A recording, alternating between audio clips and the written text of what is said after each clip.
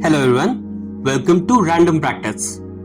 आज की भागदौड़ बड़ी जिंदगी में आप सुबह उठते हैं, तैयार होते हैं, भागते हुए ऑफिस जाते हैं, ट्रैफिक से लड़ते हुए। ऑफिस में भी पूरा दिन काम रहता है, बॉस की चिक चिक रहती है, फिर दोबारा ट्रैफिक से लड़ते हुए घर आते हैं। फिर घर पे कुछ ना कुछ काम होता है, बाजार से सब्जी लानी है, खाना बनाना है, वगैरह वगैरह। इन सब में मन करता है भाई कुछ पल की शांति मिल जाए। और जब हमें ये शांति भरा मौका मिलता है कि कुछ पल हम शांति से बैठ सके, तब या तो हमें याद आता है कि कुछ काम जो पेंडिंग है और वो कर लेना चाहिए, या फिर कोई मूवी देख लेते हैं, या फिर कोई टीवी सीरीज रह गई थी वो देख लेते हैं, म्यूजिक सुन लेते हैं, पर आप शांति से नहीं बैठते। अब ऐसा इसलिए होता है क्योंकि आजकल की जो भागदौड़ वाली जिंदगी है, जिसकी हमें आदत पड़ गई है, हमें शांति अनकंफर्टेबल लगती है। हमें डिस्ट्रैक्शंस चाहिए, हमें डिस्ट्रैक्शंस ही कंफर्टेबल लगते हैं, या कुछ ना कुछ होता रहे हमारी लाइफ में। अगर आपको पूरी वीडियो पसंद आए तो प्लीज चैनल को लाइक और सब्सक्राइब कीजिएगा और बेल आइकन को दबाना मत भूलिए। अब आगे बढ़ने से पहले ये आपको क्लियरली बता दूं कि शांति और चुप रहने में फर्क होता है। चुप आप तब रहते हैं जब आप कुछ कहना चाहते हैं पर आप नहीं कह पाते या आप कहते नहीं हैं, जबकि शांति का मतलब है कि आप मेंटली शांत होते हैं। उस समय आप सिर्फ शांत फिजिकली नहीं होते हैं, आपके दिमाग से सारी थिंकिंग, सारी चीजें जो दिमाग में चल रही होती है पूरे दिन से, वो खाली करना होता है। यानी कि बिल्कुल खाली और शांत दिमाग। जब आपका दिमाग शांति के बाद एक काम स्पेस में चले जाता है, that is free of thinking, तब आप पहुंचते हैं जोन ऑफ साइलेंस के अंदर। जोन ऑफ साइलेंस में एक बहुत ही अच्छे लिसनर बनते हैं आप सबसे पहले, और आप लोगों की बातें सुनते हैं बिना जजमेंट या बिना कोई एजेंडा लिए। वर्ड्स जो है साइलेंस एंड लिसन, दोनों में सिर्फ शब्दों का हेरफेर है, मोरलेस एक ही मतलब है इसका।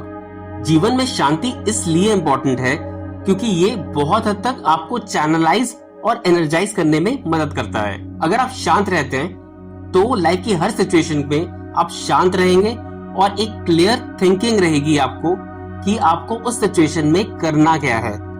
ये वर्ड बीइंग साइलेंट आपके प्रोफेशनल और पर्सनल लाइफ दोनों में बहुत ज्यादा इंपॉर्टेंट है। आइए आप और मैं दोनों देखते हैं the power of being silent. Point number 1, building effective relationship. अगर आप किसी के साथ ट्रस्ट और एक अच्छा रिलेशनशिप बिल्ड करना चाहते हैं तो पहला रूल है talk less and listen more. Specially अगर आप उस इंसान से पहली बार मिल रहे हैं। जब आप एक इंसान से पहली बार मिलते हैं तब क्विकली अपने आप को इंट्रोड्यूस कीजिए, उसके बारे में क्वेश्चंस पूछिए और उसके बाद चुप हो जाइए और सामने वाले को बोलने दीजिए। इससे ये होगा कि आप सामने वाले के बारे में ज्यादा जानेंगे और ज्यादा सीखेंगे। एंड सेकंड, जब आप बोलेंगे उसके बाद, तब वो भी आपको बहुत सीरियसली सुनेगा और आपको जानेगा, क्योंकि आपने भी उसकी बात बहुत अच्छी तरह से सुनी है, by being a good listener. Point number 2, emphasising a point. अगर आप बहुत ज्यादा बोलेंगे किसी पॉइंट को एम्फसाइज करने के लिए, तो सामने वाला कहीं ना कहीं उस पॉइंट को खो देगा अपने दिमाग में। इसलिए कम बात करें, साइलेंस का यूज करें, ताकि आप जितना बोले उस पॉइंट को एम्फसाइज करके उतना सामने वाला सुने, परसीव करे और समझे कि वो पॉइंट ही है जो आपकी कॉन्वर्सेशन में से उसको लेना है। Point number 3, skilful negotiation. Silence एक बहुत बड़ा हथियार है नेगोशिएशंस करने के समय। इसे एक एग्जांपल से समझते हैं। मान लो सामने वाले ने कोई फिगर बोली, आपको इमीडिएटली रिप्लाई नहीं करना है। आपको नहीं बोलना है कि हाँ I am okay with it या no I am not okay with it. आपको एक पॉज लेना है और साइलेंट रहना है। इससे सामने वाले को एक डिस्कंफर्ट फील होगा, वो ये सोचेगा कि आप क्या सोच रहे हैं, और इसको जानने के लिए वो बात करना शुरू करेगा। वो जितना बात करेगा आपको उतनी इंफॉर्मेशन मिलती रहेगी कंटिन्यूअसली, जिससे आपको एक अपर हैंड मिलेगा उस कॉन्वर्सेशन के अंदर और आपको मदद मिलेगी अच्छी तरह से उस डील में नेगोशिएट करने में। Point number 4, empowering others.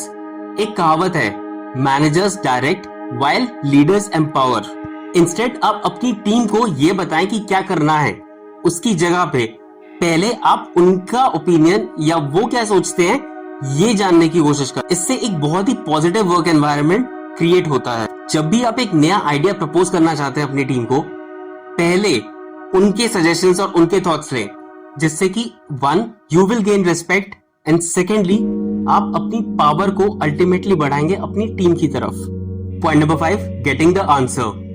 जितनी जल्दी आप क्वेश्चन बोलकर चुप हो जाएंगे उतनी ही जल्दी आपको आंसर मिलेगा। बहुत लोग क्वेश्चन पूछने के बाद भी बोलते रहते हैं, वो रुकते नहीं है क्वेश्चन मार्क के बाद। तो अगली बार क्वेश्चन पूछे और रुक जाएं और कोई कॉन्वर्सेशन कंटिन्यू ना करें। अगर आप क्वेश्चन के बाद अपनी कॉन्वर्सेशन कंटिन्यू करते हैं तो आपके क्वेश्चन को ये बहुत ही ज्यादा डाइल्यूट कर देता है। Point number 6, answering questions with more impact. जब भी कोई इंपॉर्टेंट या चैलेंजिंग क्वेश्चन आपको पूछा जाए, बिना रुके इंपल्सिवली रिएक्ट करके आंसर ना दें। कुछ सेकंड्स का पॉज लें, इससे आपको कुछ सेकंड्स सोचने का और आंसर फ्रेम करने का टाइम मिलेगा। नंबर 2, जो सामने वाला जिस पैटर्न में क्वेश्चन पूछ रहा है वो पैटर्न ब्रेक होता है आपके पॉज के बाद, जिससे अगेन आपके आंसर पे बहुत इंपैक्ट पड़ता है और ज्यादा पावरफुल आंसर आप दे पाते हैं। Point number 7, focus your mind. Ultimately silent आपको होना है, इसलिए रात को सोने से पहले थोड़ी देर के लिए साइलेंस प्रैक्टिस करें। सिमिलरली सुबह उठने के बाद भी कुछ मिनटों के लिए साइलेंस प्रैक्टिस करें। दिन में अगर वर्कलोड बहुत ज्यादा हो गया है और आप नहीं ले पा रहे हैं या आप फटने वाले हैं, चुपचाप एक जगह पे कोने में जाएं और कुछ देर साइलेंस प्रैक्टिस करें। ये आपको बहुत मदद करेगा आपकी मेंटल हीलिंग में। कोई भी कभी भी आपको कोई क्वेश्चन पूछता है, पॉज करें, सोचें और उसके बाद रिप्लाई करें। इस समय साइलेंस बहुत इंपॉर्टेंट है, क्योंकि कई बार आपका जो पहला थॉट आता है और पहला रिप्लाई जाना होता है बिना सोचे समझे, वो नॉर्मली गलत रिप्लाई होता है। बस आज के लिए इतना ही। जाने से पहले ये याद रखिएगा, साइलेंस सोल्यूशन है बहुत सारी प्रॉब्लम्स का, और बहुत बार बहुत सिचुएशंस पे silence speaks louder than words.